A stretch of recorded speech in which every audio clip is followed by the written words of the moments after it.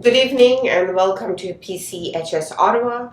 And today I will be interviewing. We have our financial specialist here, Chhabra ji. He has more than 30 years of experience working for the government as a financial expert. So let's welcome Chhabra ji to the show, and let's ask him just to provide a brief background about himself, just in case some of the viewers don't know. Thank you, Lubna. Thank you for inviting me to the show. No problem. And as you know, my name is Parmod Chhabra, and I've been living in Ottawa for a long time. And I worked as a financial analyst with the Ontario government for 30 years. So I just want to clear one thing from the beginning, that whatever information I give you about the financial literacy, it will be all about from my experience. I'm not a professional financial advisor. It's from my experience working as a financial analyst and my general experience in life. So that's what I talk. So as I said, I've been living here for 20 years, and you may know me because I started a group. It's called Care and Share Ottawa last year when this COVID-19 pandemic started, to help the community. And so it was very successful, and we were able to help thousands of people. And so that was a very successful program we started. So who is the Care and Share program for? I'm sorry. So what happened in if you remember, March 2020, when Ontario government locked down everything. Yeah, COVID. So at that time, there was a need, means people who need some items. Yeah. And they had no way to tell people, I don't have a toilet paper, I don't have food at home. Okay, so it was started for that. So it was started for that purpose, to connect people who wanted to help, or people who needed help. So that's why it was started. And so I thought there was a need at that time, and I looked around, there was no other organization that was providing the service. So I made this portal where people can connect themselves. That's how it started. But then by the time the June came, people got used to the idea of lockdowns and food and how to arrange that.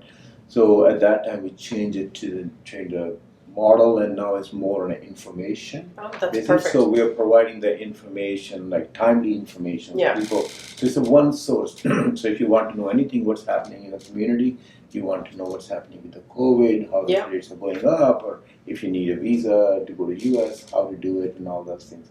So it's a one-stop. General information. Yes. That's amazing. Yes. Thank you.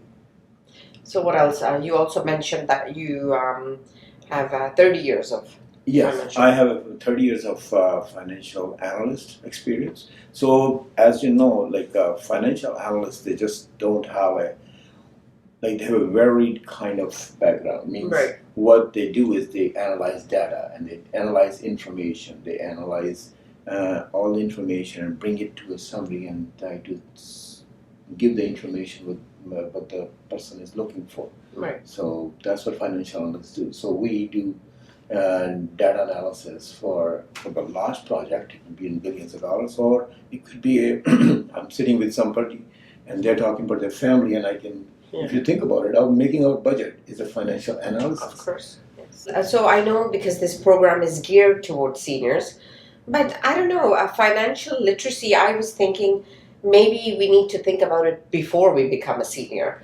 And so why don't we talk a little bit first about before becoming a senior? And then let's talk about if they haven't done anything and they're already a senior. Okay. What do you think? Sure. So what is, first of all, financial literacy? So because a lot of people don't know what it is. So financial literacy is really a very wide group of information.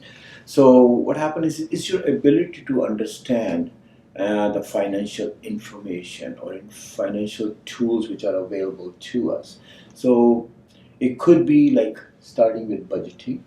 Well, first of all, you need to understand what your incomes is. Sometimes you need to know all your incomes. For example, you may have a working income, you may have a rental incomes and all that. So then you bring those income in, and then you need to know all your expenses. So when we talk about expenses, we just don't talk about your rent and your mortgage and your taxes and all that.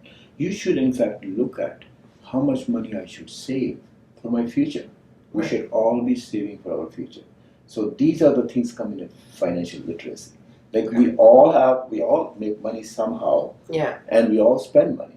Yeah. But how to manage that money, that is financial literacy. So basically, money management. And these days, I find there's actually a lot of people who don't know how to manage their money, Yes. right? So maybe we need to start that at a very young age. We need to be teaching our children actually how to Yes. do budgeting and You money are management. absolutely right. Yeah. That's the one thing they don't teach in school. No, they don't. Financial management. I feel How- like they should. They should. Actually, Yeah, they exactly. should. Because it's So, something important. because financial literacy is your relationship with money. Yeah. Like how to manage money. How do you make money is part of the financial literacy? Because there's not one way of making money. Like just working is not the only way No. of making money. There's other ways of creating wealth, Yeah. making money. So that's also part of the financial literacy. And so you're right. It's a lifelong learning process. So when you say financial literacy, I will call it finance. It's not that something you take a course and you're done. No. It's a lifelong learning because things are changing. When we were young, we never thought about the stock market. We didn't even know what the Bitcoin was, or we didn't know anything about Right. the new tools and internet and how to do that. It's a life skill. It's a life skill. You got Exactly. that. So let's talk about what can people do to make sure that their retirement, when they do become seniors, Okay. they're safe and they can enjoy their retirement.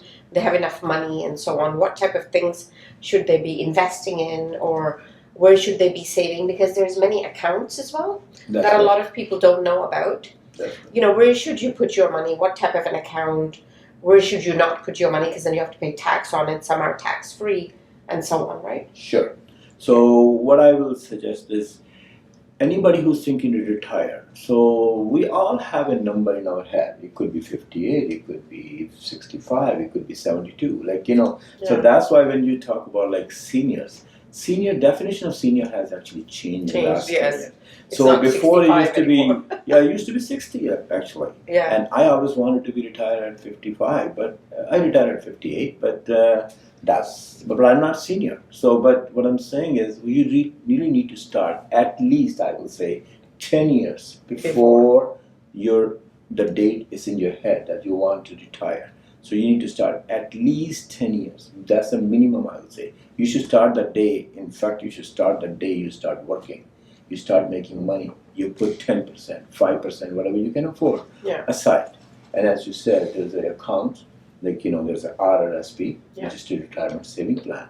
You should put it in. You should always check what your employer is offering. Right. If their employers are offering that you put $100 and we'll match it, Mhm. take it. Take Because it's gonna come handy one Right. day. And that $100 is gonna make you retire 2 years earlier than anybody else who did not put it Right. in there. So So the earlier you start, the better it is. The better it is. But my advice is that you should start at least 10 years earlier. At least 10 At years least earlier. 10 years. So people, maybe they should start, because when we do our income tax return, it actually tells you at the bottom, right?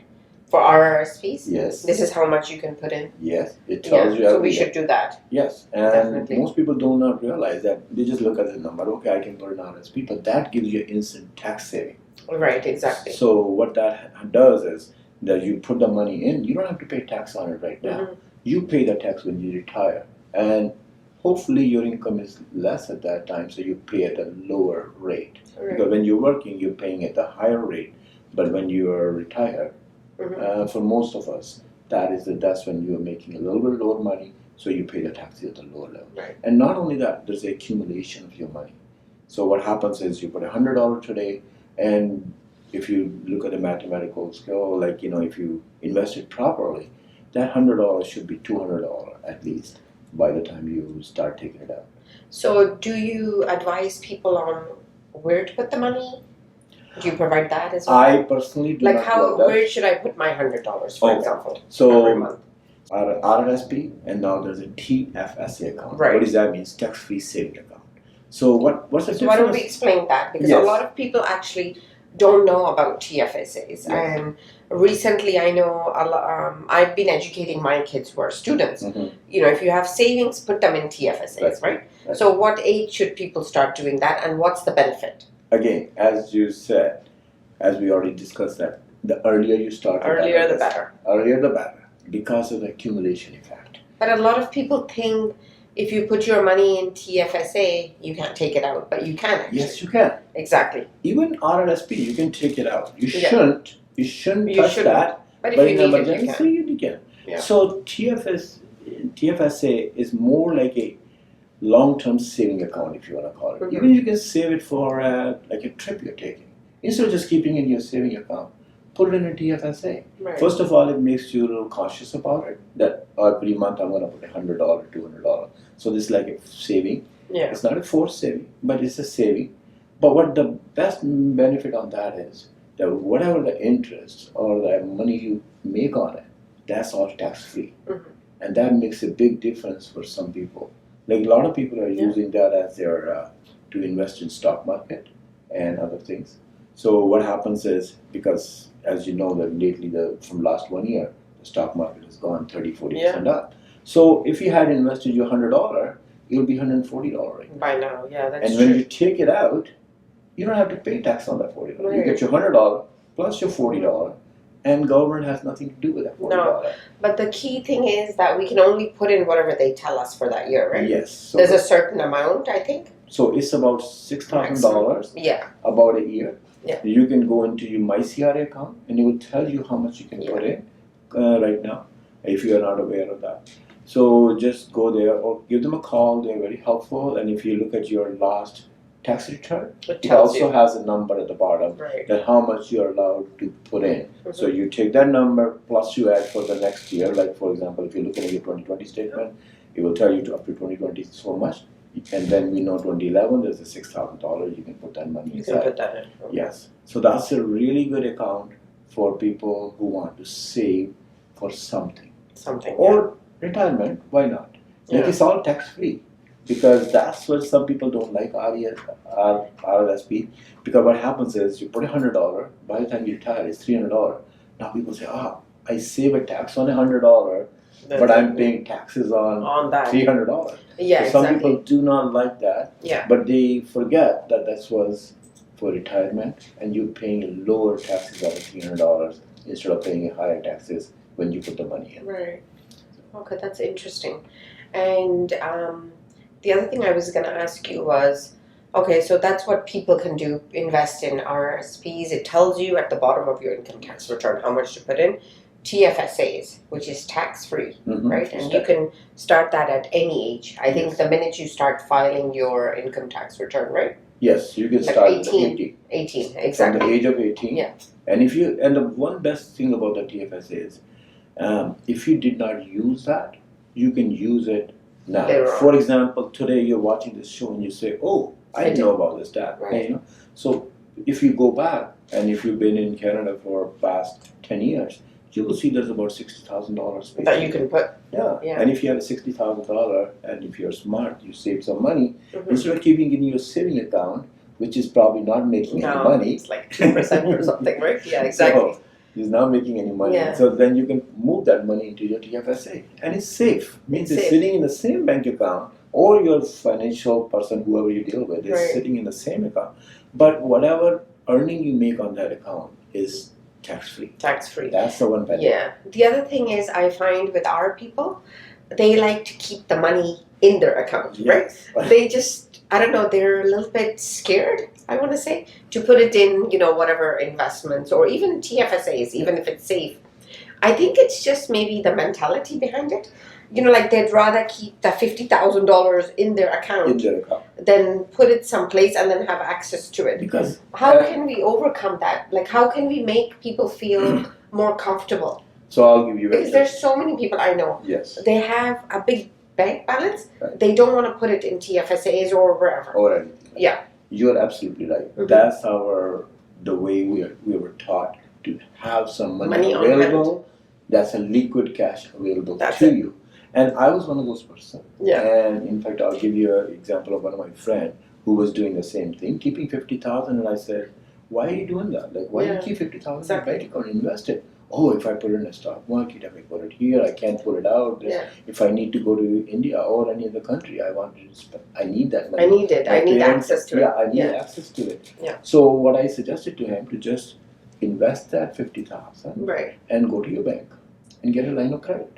Yeah, exactly. It's always available to you. Yeah. So there's other ways of doing things. You don't need to keep that 50,000. Yeah. That 50,000, if you just go to your bank and say, I would like to have a line of credit, which doesn't cost you. Most banks will give you $20,000 to $30,000 if you have a good credit, without even putting any collateral. No. So it doesn't cost you anything, but its money is available to you. Yeah, and a lot of the times, whatever money you put in your TFSAs or other investments, the bank will offer you a line of credit for the same amount. Same amount. So if you put in 100,000, they'll say, "Here, we'll give you a line of credit." Yeah. So if you ever need access to that money, that's correct. It's available, right? That is correct. Exactly. So let's talk about line of credit. What are the benefits of that? Because maybe a lot of people don't know. Like, for example, a lot of people, their houses are paid off. Yes. So what is the benefit of having a line of credit? You don't have to use your line of credit, but it's just available for you. Say if you want to buy something else, right? So as you probably know, most of our seniors, and I will talk about the seniors. Yeah, let's talk about the seniors. So most of our seniors are what I call them house rich. They have a really nice house. Yeah. And it's paid off because that's how we were trained. Exactly. Pay your house first. Your house first. Pay your car. And exactly. they paid off. Yeah. So now what happens when they retire? Taxes don't go down; they always go up. Yeah. Income goes down, and other things. Now you have a time. You want to travel. You want to do other things. Yeah. You have a nice house. You're living in it. All the bills are piling up, but people don't want to sell their house. No. So this is the way we're trained. This is That's your how house. we're trained. You never exactly. sell. Yeah. Right. You can rent it. Or rent another one, but don't sell your house. Exactly. That's how we're trained. Yes. We're wired for that, right? Exactly. So, so what you can do is just go walk into your bank and say, I have this house, it's fully paid. Yeah. And I would like to have some money available to me for the repairs. Because maybe you bought the house 20 years or 30 years ago, and it needed repairs now. You might want to update it. Now you retire, you have a different lifestyle. Yeah. You might to have friends over and then you want to have it open, take the wall off or something like that. So but you're sitting in home and say, I have a nice house, I don't want to sell it. Yeah. But you can do things with that money. This is called smart investing. So you're investing into your home. You should always update your home few years. Every few years, just go walk around and see, does it need a little bit of update? And if you need to spend money, you should invest some money into your house because one day you have to sell it. If you're not going to sell it, your kids will sell it. So the more updated the house is, the more value is. So there's a lot of expenses you can put in, small expenses you can put into your property, which can increase the value of it, which actually will help you in your retirement. We'll all have to sell our house one day to move into like an apartment or something. Exactly. When we can't take care of it. When we can't take care of it. Yeah. So at that time, you will not have a capacity or time to quickly, fix everything. That's true. You can update your house, and that's where your line of credit can come handy. So you just walk into the bank and say, "Hey, I bought this house for $200,000. Now it's worth $1 million or $800,000, whatever. How much you can give me a line of credit?" And you'll be amazed. They will give you up to 60% of it. Oh, wow. Yeah, so that's a lot of money. You don't want to take all that. No. But you can say, okay, what you can give me without putting my house as a collateral. So they will give you a smaller amount, like $20,000 to $30,000. Yeah, which is good enough. Still a lot to upgrade your home. Yeah, exactly. So you upgrade your home. You take your kids to that Disney vacation you always wanted to go, or any trip or cottage you wanted to buy, or thing like that. So that's where that money can come handy. Right. And believe it or not, you can get that at very lower prices. So when you go on a line of credit and you're dealing with your bank, that interest rate is maybe 1 or 2%.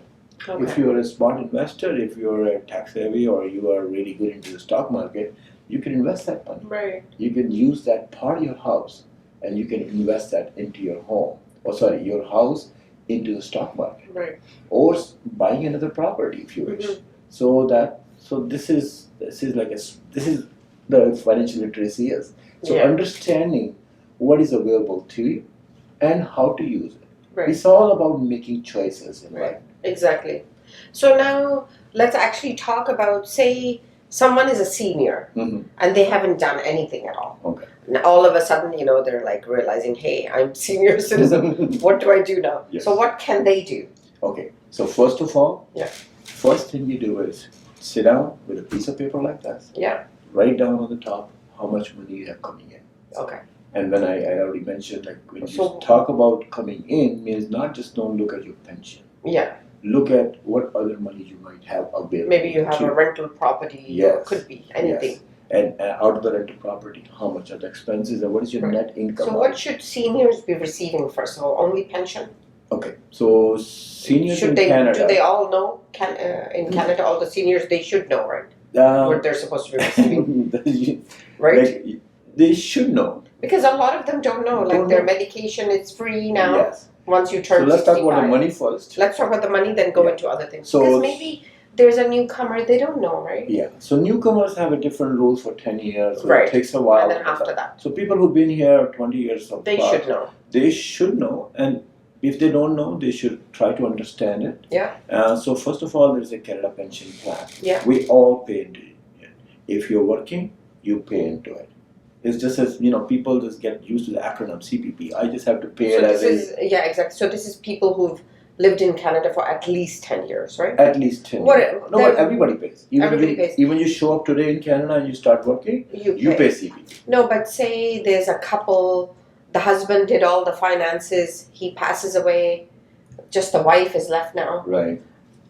Maybe she doesn't know, right? A lot Maybe of she women doesn't don't know. Yes, you're right. In Like, our how much culture- pension was I getting? Like, I Yes. don't know. Yeah. Do you know what I mean? Like, a lot of women out there, they don't know, You are especially because of absolutely our culture. right. So my question is more geared towards these women. Okay. Their husbands are gone, they're alone now. How much money should they be receiving? It's all depend how much you put in. How or much your you put in. spouses Okay. put in. Yeah. So So Canada it's pension Canada plan, pension plan is not fixed then? It's not a fixed. it's not fixed amount. Oh, I see. It's So it based on got how it. much you put in. Mhm. So if you did not put in anything, like some people like to work on a cash, you're not going to get a Okay. pension. You What know? about if if someone say was a government employee Yes, and he passed away, yes. so now his wife will get according to whatever his pay was. Whatever they pay, there's a maximum $1,100. Okay. Around 1,100. Don't quote me on that number. Yeah. It's at 1,079 or something like that, or close to very close to $1,100. And it's also depending. It's like if this we're talking about a single woman Yeah. right now, so there's a $1,100 plus. If you lived in this country for 20 years plus, Okay. there's another thing available to you. It's called OAS, Old Age Security. Oh, okay. So what the government does is, for some reason, your Canada pension was low. Yeah. So what happens is, then government gives you a subsidy, or they are Like a attached. top up. Or it's like a top up plan. Yeah. So And how much is that? Its maximum is 561, I think. So now But- it's 1,100 plus 500. so 1,600. So 1,600 they're Yes. dealing with. Okay, so hopefully their house is paid off. Yes. That's not a lot of money, right? 1,600, yeah. So, Okay. So that's 1,600. It's a great help to a lot of seniors, and that's what a lot of seniors get. And unfortunately, a lot of our people, they just think that government will take care of them. It's not. So you have to start investing whatever you can. Mhm. I'm not saying you have to invest like $1,000 a month No. or whatever. It's the smaller it is. Whatever the you can whatever comfortably. you can comfortably start. From the first day, start working. Mhm. If you want to have a good retirement, because in our head, we all work waiting for that day when I retire. Okay. So what about, so that was a government employee. What about if someone makes a lot of money? Mhm. Okay, like they're sole, they're business owners. Right. So when they retire, is their pension based on whatever taxes they paid? If they have paid CPP, Yeah. if they have made some money like that, taxes they have paid taxes to their income, yes, there is a CPP gets deducted if you're self-employed. So you got to pay on whatever income you made. So there's a CPP get deducted. But the only thing is, if if I'm working for somebody, Yeah. I pay a small share and my employer matches it. Yes. But right. when you're self-employed, you got to pay your share and your employer's share. Exactly. Because you're You your have to own pay employer. double. Yes. Yeah. You have to pay double, but it's worth it in the long term because it's your money. Just think it that way. Yeah. That you're putting it aside for your future use. And it's based on how much you pay. That's how you get the money. Right. And say if someone after they're retired, they're still financially stable, then do they still receive anything from the government or not? So, yes, CPP is guaranteed. Okay. And one thing I want to tell you, CPP is guaranteed worldwide. A lot of people don't know Oh, that. okay. What does that mean? What that means is, say, after living here for 30, 40 years, you want to move to US. Maybe you want to go back You to still get it. Yeah. You go back to India or wherever, or whatever. Pakistan, Bangladesh. You will still get your CPP. But OAS, Old Age Securities, you get only if you're living in Canada and you file your taxes on a regular basis. So that is the one difference. But CPP is just as I said, because you paid into it, it's your money. So they're giving it back to you in an installment when you really need it. It means your retirement. Good to know. Okay. So do people who are financially well off, do they receive anything? Yes, as I said, CPP they will receive for sure. Okay. After that, they may not get as soon as you start. Because they're still paying taxes, right? So you can still continue paying taxes and collect at the same time. Yeah. So CPP plan. I just want to say one thing. What happens is at 65, you can start collecting your CPP. Right. You can continue to work, but if you wait to collect, like say you don't need it, like if you're 65 and government allows you to work as long as you want, the later you take, the better. Right. You can take it early too. So there's a penalty. Like you can take it as early as 60, but there's a penalty of 6% every year. So on the other hand, when you take it later, there's a gain of 6% every year. So that money goes up. So 1,100 amount will be going up because you're taking late. And what is the actual age considered for seniors? 60 plus? No. Or is it 65 plus? So in Canada, we consider 65 plus. 65 plus, okay. And then after that, your medications, all these things kick in, right? That is correct. So that's when your OHIP will not only provide you the doctor services, you can just walk into you will get a special card from the OHIP, and you can just walk into if you need some medication, they give it to you. Yeah, okay. So what type of advice would you give to seniors out there, or people becoming seniors or getting close to it? Like what can they do just to secure themselves and try to make themselves feel comfortable? And as I was saying, first thing you will do is make your budget or understand what budgeting is. Right. Because that is very important.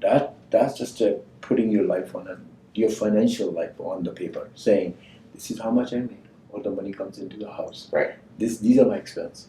So now you need to look at if there's money left at the bottom, you're well off.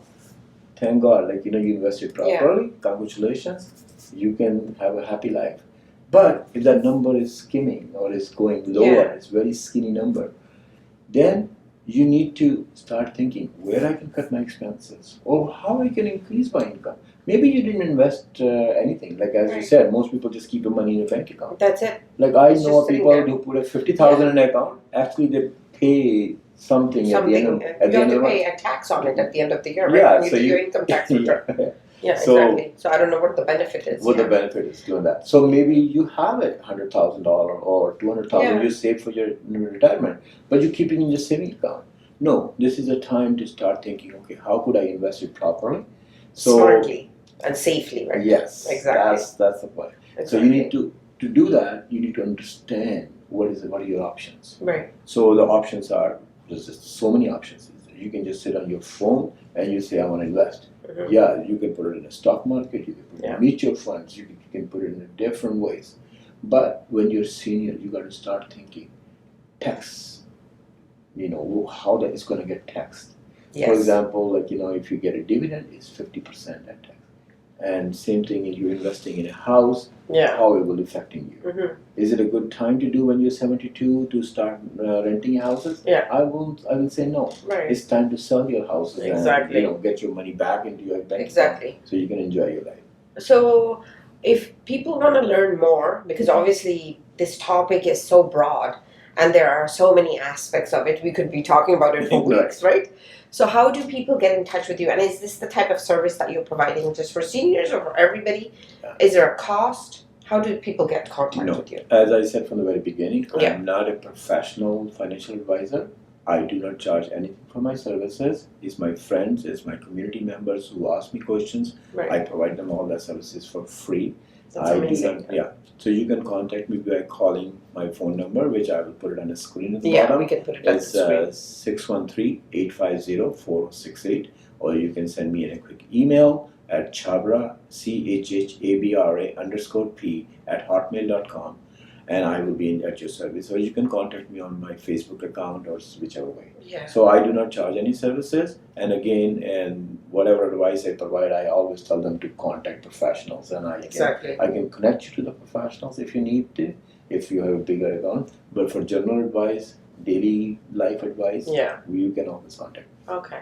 So if you're 50 or even if you're 40 and you're planning on retiring, like Chhabra ji said, plan 10 years ahead, start investing now, be smart, learn to budget, teach your kids how to budget, invest properly, and if you have any questions, please feel free to reach out to Chhabra ji. If you're a senior and you haven't invested anything and you don't know still how to manage your money, and maybe you need the guidance, maybe your spouse passed away and you're left in a blank, you don't know what to do now. Perhaps he left behind quite a bit of finances for you, and maybe you could invest it for your kids. There's one last question before we end that I'm going to ask you. Sometimes a lot of people, they leave behind a lot of things for their children. Right. So, like a property or a corporation. So, do the kids have to pay tax on that when they receive it? They do. So, there's a way we can do it so our kids don't have to pay tax on it, right? See, there's the two things that are granted in life. Right. Death and taxes. So, everybody has to pay taxes. Okay? Okay. So, I'm not trying to teach you how to cheat taxes. No. But you should invest properly Mm-hmm. and plan ahead. Plan ahead. Plan exactly. ahead. Those are the key. Those are the key. So you should talk to a tax professional for that. Right. I can give you general advice, but I will not be expert on that. No. But you should talk to if you yourself has a good portfolio, like say $1 million plus, you should start talking to some kind of tax professional. Say, tax expert. How could I pass it on to my kids if that is your choice? Mm-hmm. Then how could I pass it on to my kids? I'll tell you something funny, in fact. Yeah. So I used to help people with the financial advice and tax and retirement planning a lot. So 20 years ago, people used to come and say, I have this money, and how should I invest that I can leave the maximum amount to my kids? Right. But in the last 20 years, I've seen a big change. Now people say, I have this money, give me a plan how I can finish it by the time I'm gone. Oh my God. Yeah, so there's this change. There's a change, yeah. And thank God, what that shows is our kids are doing well, and they are well settled, so we don't need to pass on. We don't need to, but I don't know. Again, we're just wired that way. Yeah, wired that way. That we gotta leave something. Yes, for our kids. but I'm trying to send a message. I was saying, enjoy your life. Enjoy your life. Yeah, you don't have to not enjoy your life. So learn to invest. Learn to smartly invest. Reach out to Chhabra ji. We'll have all his information at the bottom of the screen. Please feel free, contact him anytime. He's available all the time, especially for all our seniors out there. And do take advantage of the expertise available. So thank you, Chhabra ji, for joining us today. That was very nice talking to you. It was very nice, and again, maybe we'll have you back at another time to cover some other aspects and take advice from you. Thank you very much. Thank you.